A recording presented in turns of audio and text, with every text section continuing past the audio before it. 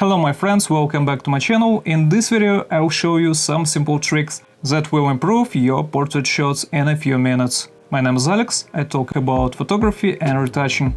Let's get started. The first trick is connected with increasing contrast and light and dark shades. Many photographers use dodge and burn technology. They use a brush and an extra layer of gray to counter face. Create a selective color adjustment layer. Select white and move the black slider to the left. We can have the highlights appear on the skin. The image becomes more 3D. Second trick. The S-curve is the classic. Create an adjustment layer curves and make this curve shape called S-curve. We will see both of increase in contrast and brightness. If we need to work on the face area, created an inverted mask with a white soft brush, we pass over the portrait area. Next, the easiest way to create depth is vignetting.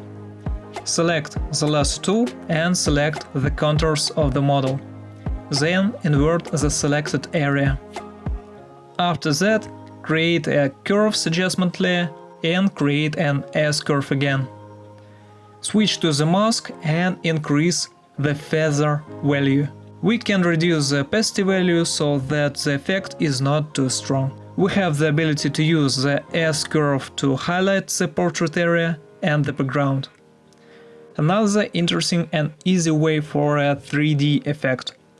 This is a black and white adjustment layer. Create this adjustment layer. Change the blending mode to luminosity. We change the intensity of both individual elements and the entire image. For example, I want to make greens darker.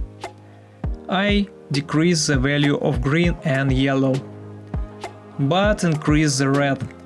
Red is a significant part of the skin tone.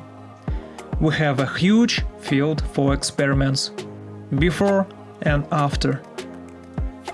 Friends, I hope you like these techniques and you will use them in your work. Thank you very much for watching this video, subscribe to the channel, click the like button, have a nice day and see you soon.